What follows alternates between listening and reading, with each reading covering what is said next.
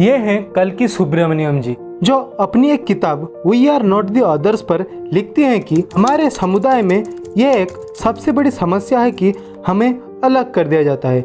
सदियों से इस दुष्प्रचार से हम पीड़ित हैं और हमें आगे बढ़ने से धकेल दिया जाता है। We wanted to belong, we are not the others, we are one of you. वी किसको आइडेंटिफाई करता है?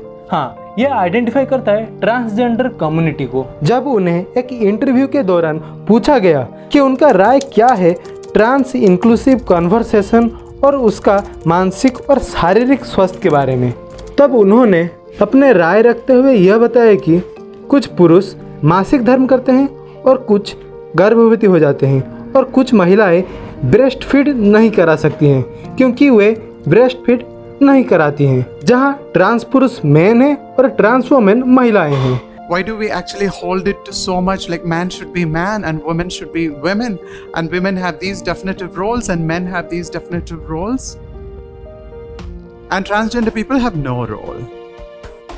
We have no role at all and our predefined roles are sex workers and beggars and all that. लेकिन ये कल्कि सुब्रमण्यम है कौन? ये है एक ट्रांसजेंडर जो तमिलनाडु से बिलोंग करती हैं, लेकिन आज उन्हें ट्रांसजेंडर के रूप में कम और आर्टिस्ट, एक्ट्रेस, राइटर, स्पीकर और ट्रांसजेंडर राइट एक्टिविस्ट के नाम से जाना जाता है। जहाँ कई सदियों से हमारे जैसे लोग ट्रांसजेंडर्स को प्रकृति का हिस्सा नहीं मान के प्रकृति का गलती मानते थे, लेकिन आज उन्होंने इस भ्रांति को मिटा के ट्रांसजेंडर समुदाय को ऊपर लेके पूर्ण और सुंदर बनाती है। डर लगता है, पर मम्मी होती है ना तो नहीं लगता।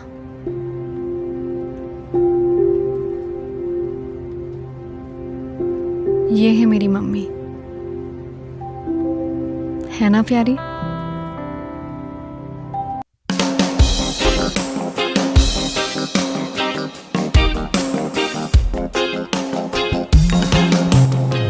अगर हम कुछ कई सालों से लिखे गए पुराण या ग्रंथ को उठा के देखेंगे, जहां उल्लेख किया गया था 3 तरह के divine beings of music and dance, जिसमें आते थे अप्सरास और गंधर्वस, जो मेल और फीमेल दोनों को रेफर करता है। तीसरा आता है किन्नर्स, जिन्हें ना मेल ना फीमेल माना जाता था, वो थे न्यूटर्स। और ऐसे ही अगर हम मनुस्मृति, कामासूत्र जैसे बड़े बड़े रिलीजियस टेक्स्ट को उठा के देखेंगे तो हमें तृतीय प्रकृति यानी थर्ड जेंडर का उल्लेख मिलेगा, जहां उस समय से यह जेंडर एग्जिस्ट करते आ रहे हैं। साल 1850 जो था ब्रिटिश राज का शुरुआती वक्त, अंग्रेजों ने कई सारे स्ट्रैटेजीज अपनाए ताकि इस ट्रांसजेंडर कम्युनिटी को डिस्ट्रॉय किया जा सके। पर क्यों? क्योंकि उनका मानना था कि ट्रांसजेंडर होना पब्लिक डिसेंसी का भंग है और उन्हें एग्जिस्ट होना नहीं चाहिए। तो उन्हें एलिमिनेट करवाने के लिए ब्रिटिश लोगों ने कई सारे पॉलिसीज लाए, जिसमें से एक था इंडियन पेनल कोड 1860 सेक्शन 377, जो बात करता है सेक्सुअल एक्ट अगेंस्ट द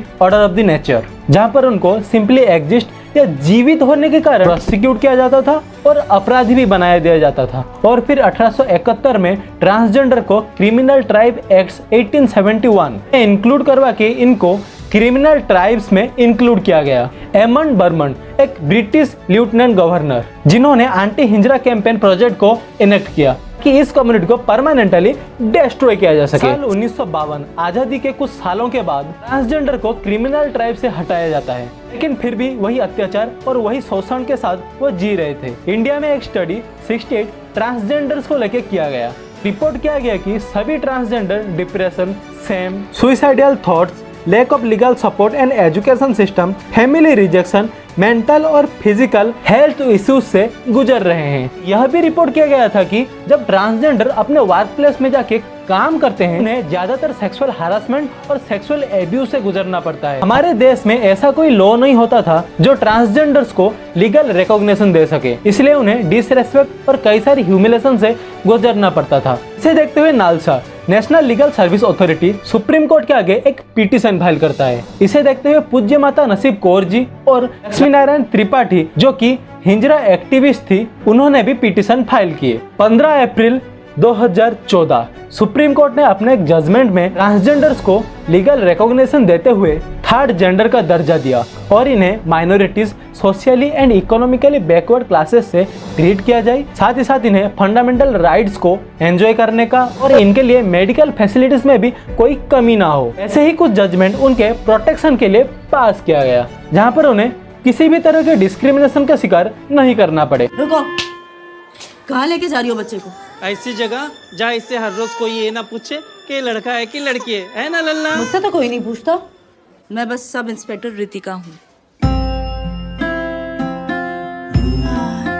जी वो बर्थ डिटेल्स का फॉर्म फिल करवाना है। ये देखो, अब इससे भी कोई नहीं पूछेगा।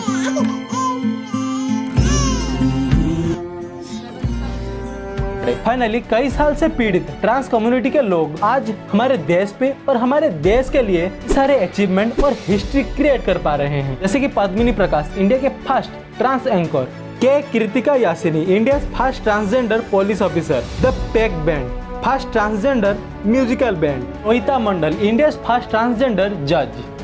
2017 को 8 जुलाई मैं अपॉइंटेड फर्स्ट ट्रांसजेंडर जज इन इंडिया। तो अभी आप सोचिए, इन्हें सप्रेस किया जाए या सपोर्ट किया जाए? तो इसके साथ ही साथ हमारे आज का टॉपिक खत्म करते हैं। अगर आपको ये वीडियो पसंद आए तो जरूर आपके दोस्तों के साथ शेयर कीजिए और ऐसे ही कुछ नए नए वीडियो के लिए आप इस नए चैनल को सब्सक्राइब कीजिए और मेरे साथ जुड़े रहिए। सबके लिए जय हिंद और वंदे मातरम।